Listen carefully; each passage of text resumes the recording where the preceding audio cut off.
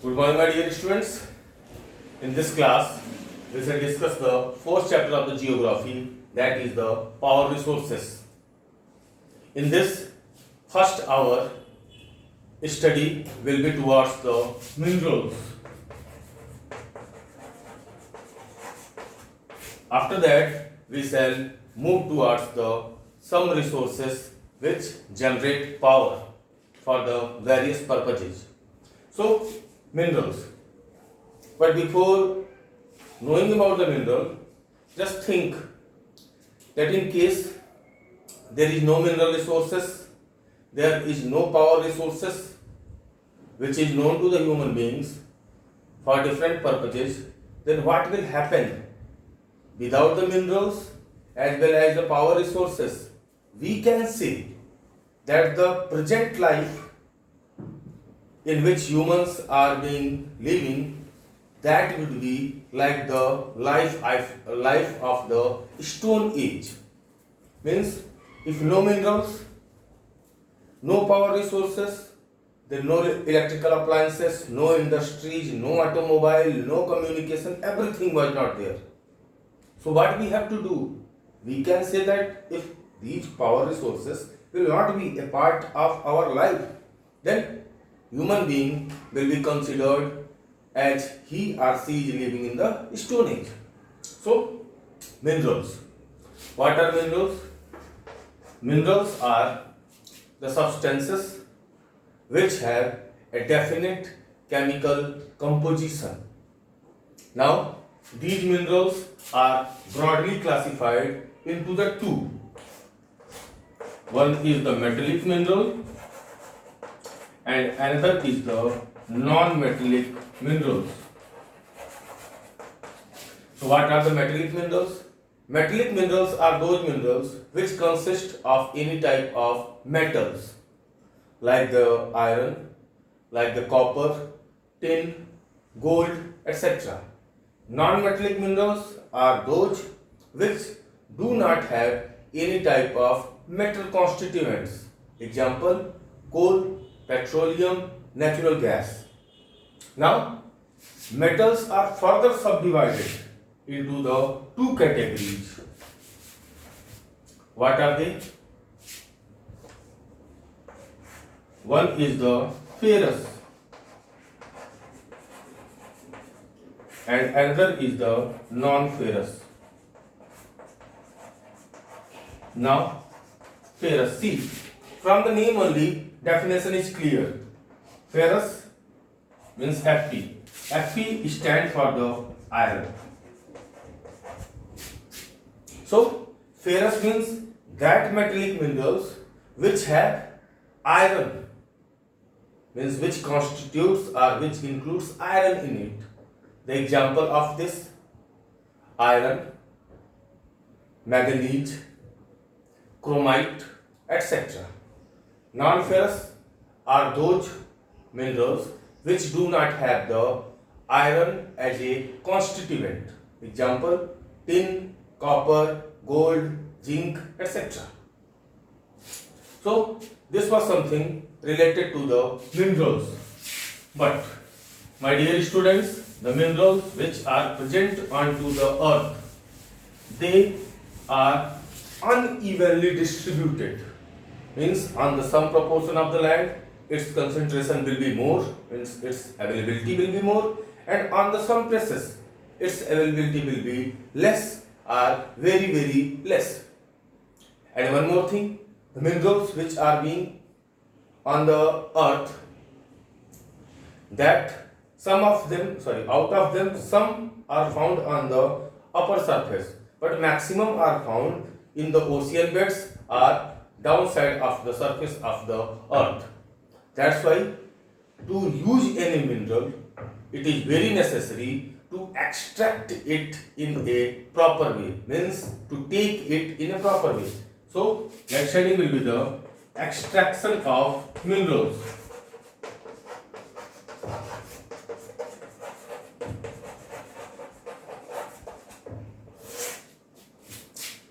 There are a lot of processes which includes in the extraction of the minerals. First one is the mining. It is also of two types. One is the open cast mining and another is the shaft mining. So, mining.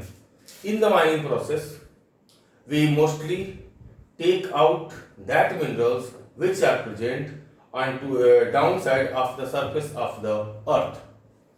In the open cast mining, if the minerals are present at at a higher depth of the surface of the earth, then we use the open cast mining. Mostly in the case of the open cast mining, a surface means a top layer of the earth or a specific layer of the earth is being removed away to take out the minerals. Another is the shaft mining.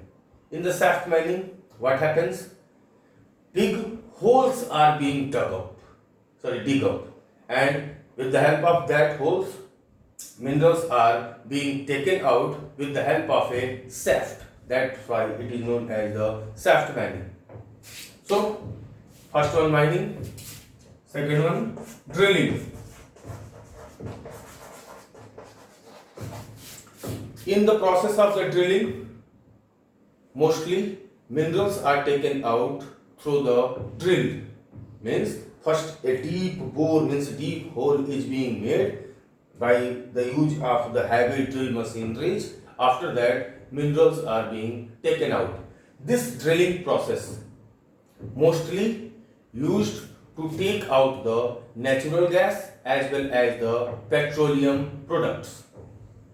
Now, third one. Okay, I'm erasing this.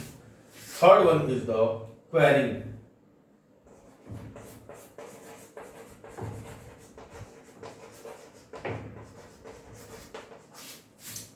In the quarrying process also, the minerals which are present on the surface of the earth that are being taken out. Mostly by this quarrying process, granite, sandstone, mica, etc. are being extracted or are being taken out. Now, as we are knowing, minerals are an integral part of the human being's life. So, it is very necessary for us to conserve the minerals, because all the amount of the minerals which are present onto the earth, they took approximately thousands or millions of years to make or to generate. So if people will not conserve the minerals or people will not use it in a judicious way, then what will happen? Our coming generation will not be able to utilize such minerals. That's why conservation of the minerals are very, very necessary. So next topic is conservation of minerals.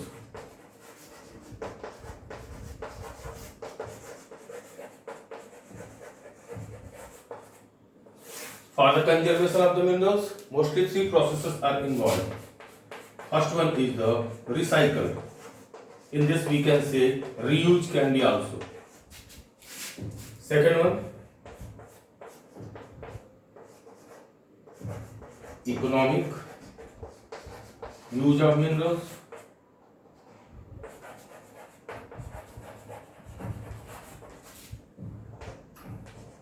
And third one, that is the substitution.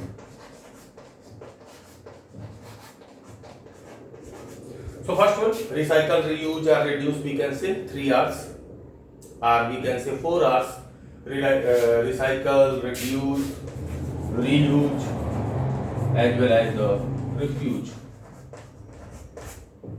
4 R's. By this is the best method by which we can reduce or we can conserve the minerals. Second one is the economic use of the minerals. Economic use means use the minerals in the economic way, means try to use the minerals at as much less as you can. Means if your requirement is of 1 kg, then try your level best to use the half kg only, so that it should be saved for the future generation. Next one is substitution. What happens in this substitution process? In the substitution process, we try our level best to choose the alternate of that minerals. In this case, the best example can be given of the, we can say, electricity. Either that is the, yes, thermal electricity. What happens in the thermal electricity? Coal is burnt in the big furnaces to move the wheels of the turbine for the production of the electricity. As we are knowing, in this method, for the production of the electricity, maximum amount of the coal is being consumed. So we can substitute it by using the another sources by which we can get the electricity. We can use the solar energy, as well as we can use the tidal energy, wind energy, or the geothermal energy. About that we shall discuss very soon. So this was the conservation of the minerals. Now one more thing. Distribution of the minerals means how minerals are being distributed on the surface of the earth.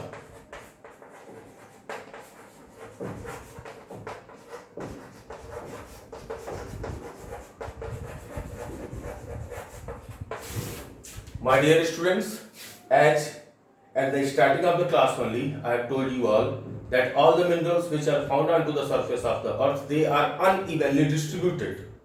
But then also, different varieties of the minerals are being found on all the 7 continents which are on the earth. Yes, my dear students, all the seven.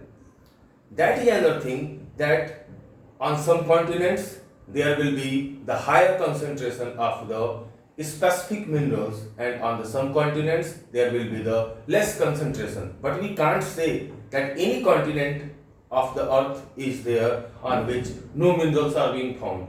Either that is the Antarctica continent, which is totally covered by the snow. Yes, Antarctica continent is also the storehouse of the minerals. Now, in your book, a table is given which is related to the minerals which are found within the India. A variety of the names of the minerals are given, as well as it is also written that in which state it is found. For that, you can go through your book. Now, one thing which I forgot to tell you all, that is also related to the mineral only, that is the ore. What is ore? Ore is the aggregate or maximum aggregate of any specific mineral. Mostly it happens that to extract any minerals, we use the ore of that mineral. Means ore, for understanding purpose, we can say the specific area in which maximum concentration of a specific mineral will be there. But we can't say that in the ore only one mineral will be found. No, maximum minerals will be found, but out of that maximum there will be 1 or 2 whose concentration, means whose availability will be more. Okay, so our first topic, mineral, over. Now our main topic, power resources.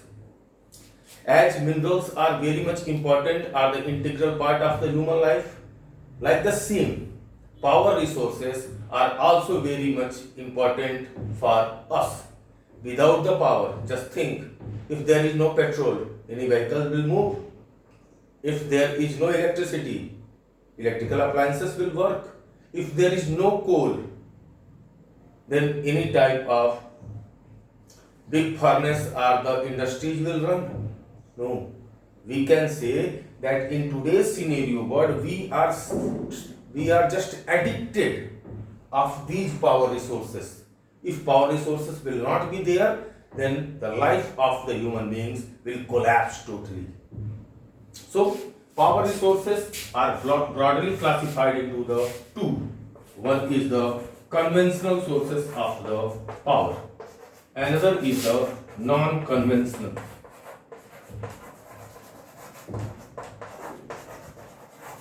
Conventional sources of the power are that sources which human beings or we are using from the long time, and there is one demerit of these conventional power resources, that once we will utilize that will come to an end, then it will take long time to regenerate.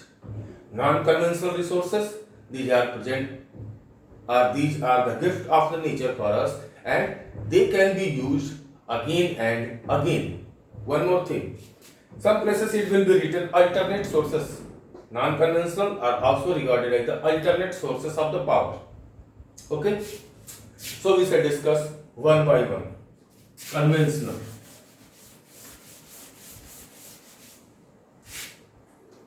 So what are the conventional resources? In the conventional resources, maximum are there. First one is the firewood, petroleum, coal, as well as the hydropower. One more I am adding in this, nuclear power.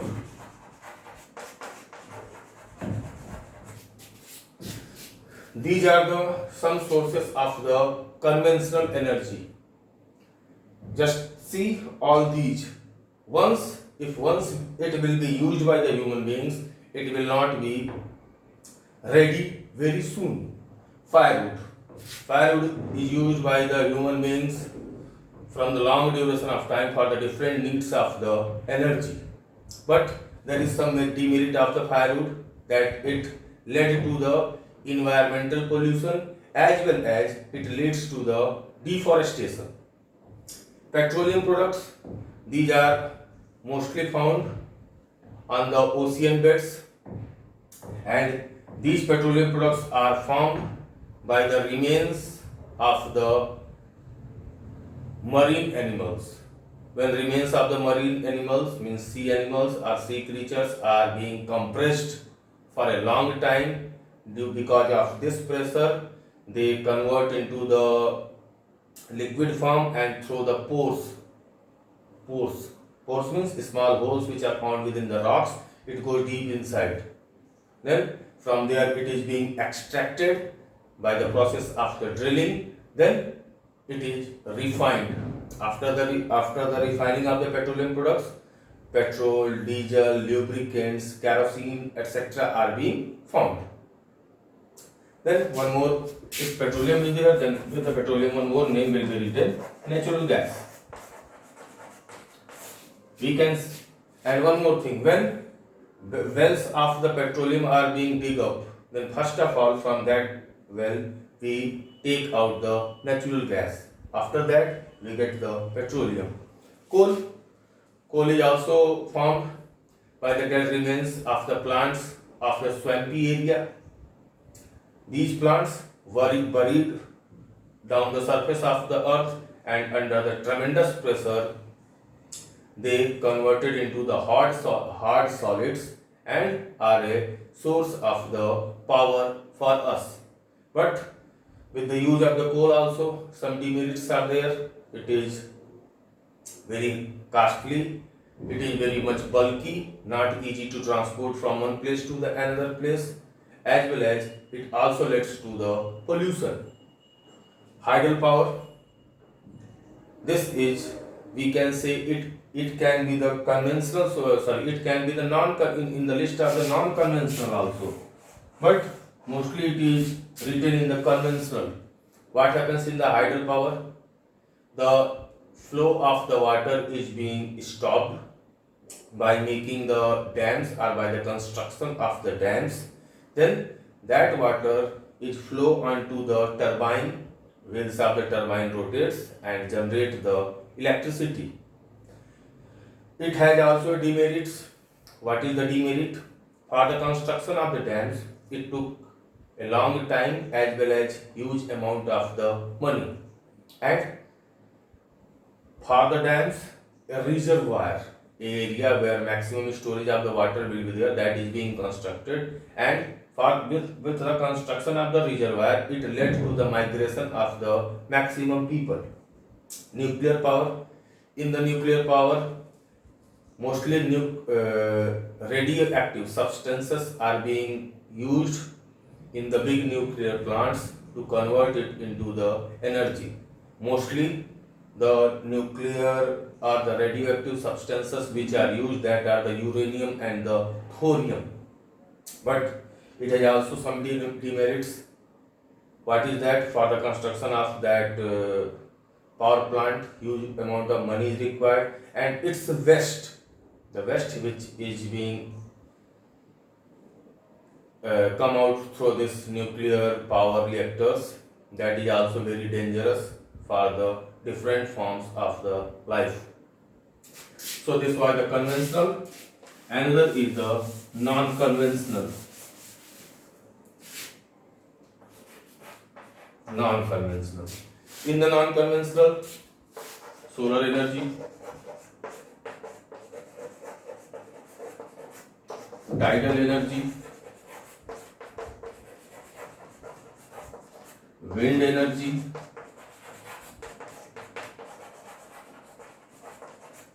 biogas, and geothermal. These are the few non-conventional power resources. First one, solar energy. As we are knowing, sun is the ultimate source of the power. This energy of the sun is being trapped by a special type of plates. Through that plates, it charge the battery, and we can use it as a source of the electricity. It will never come to an end. Tidal energy, the flow of the tides is also very strong, and that flow of the tides are also being used for the momentum of the turbine so that we can produce the electricity. Wind, the high velocity of the winds are also a main cause for the production of the electricity. Through it, windmills and turbines are being rotated. Biogas. This is mostly used, especially in the village areas, but nowadays very less people are using this. In this, cow dung or dung of the animals are being kept into the special type of chambers. There, that dung with the mixing of the water release gas, which is used for the cooking and various other purposes. But it has a demerit also, that sometimes the methane which is released, that is a very poisonous gas. Sometimes it can cause serious type of disease to the people who are using it. Geothermal energy, as we are knowing, the interior of the earth, either that is the mantle or that core, that is in the liquid form because of the tremendous heat and pressure. So sometimes this tremendous heat of the earth is come out through the springs, or we can say through the holes, the area from which this energy of the earth is being come out, that give rise to the springs and geysers, and in that area special plants are being established, so that through that heat energy we can produce the electricity. So this was all about the chapter 4. In the next video we shall start the third chapter of the history. Till that time, bye my dear students.